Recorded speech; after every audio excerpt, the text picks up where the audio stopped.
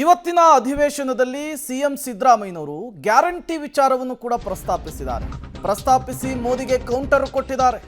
ಸದನದಲ್ಲಿ ಗ್ಯಾರಂಟಿ ವಿಚಾರವನ್ನ ಪ್ರಸ್ತಾಪಿಸಿದ ಸಿಎಂ ಸಿದ್ದರಾಮಯ್ಯ ಗ್ಯಾರಂಟಿ ಜಾರಿಯಾದರೆ ಆರ್ಥಿಕ ದಿವಾಳಿ ಅಂತ ಹೇಳಿ ಪ್ರಧಾನಿ ನರೇಂದ್ರ ಮೋದಿ ಅವರೇ ಹೇಳಿದ್ರು. ನಮ್ಮ ಮಾದರಿಯ ಗ್ಯಾರಂಟಿಗಳನ್ನ ಮೋದಿ ಕಿ ಗ್ಯಾರಂಟಿ ಅಂತ ಹೇಳ್ತಿದ್ದಾರೆ.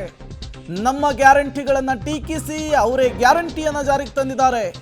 ಬಿಜೆಪಿಗೆ ಸಿಎಂ ಸಿದ್ದರಾಮಯ್ಯನವರು ಟಾಂಗ್ ಕೊಡುವಂತಹ ಕೆಲಸವನ್ನ ಸದನದಲ್ಲಿ ಮಾಡಿದ್ದಾರೆ. ಇವತ್ತಿನ ಅಧಿವೇಶನದಲ್ಲಿ ಮಾಡಿದ್ದಾರೆ. ಈಗ ಯಾವ ಯೋಜನೆಗಳನ್ನ ನೀವು ಟೀಕೆ ಮಾಡಿದ್ರಿ, ವಿರೋಧ ಮಾಡಿದ್ರಿ, ಅವನ್ನೇ ಕಾಪಿ ಮಾಡಿಬಿಟ್ಟಿದಾರಲ್ಲ. ಈಗ ಅನೇಕ ರಾಜ್ಯಗಳು, ಈಗ ದಿಲ್ಲಿ, ಮಧ್ಯಪ್ರದೇಶ, ರಾಜಸ್ಥಾನ್, ಹರಿಯಾಣ,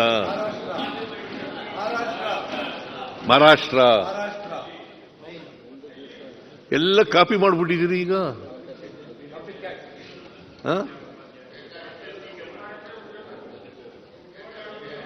ಯಾರು ಮಾತಾಡಬೇಡಿ. ಅಲ್ಲ ಸರ್, ಇದು ಆಪದ್ ಯೋಜನೆ ನೀವು ಕಾಪಿ ಹೊಡೆದ್ರಿ.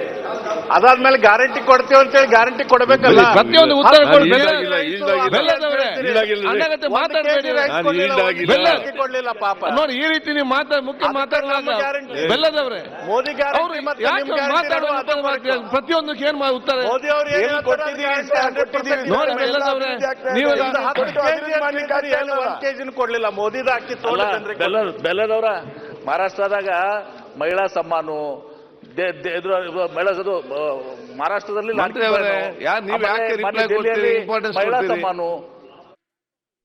ಪಾಳ್ಯದಲ್ಲಿ ಅಂದ್ರೆ ವಿಪಕ್ಷ ಪಾಳ್ಯದಲ್ಲಿ ಸದನ ಪಟುಗಳ ಕೊರತೆ ಎದ್ದು ಕಾಣಿಸ್ತಾ ಇದೆ.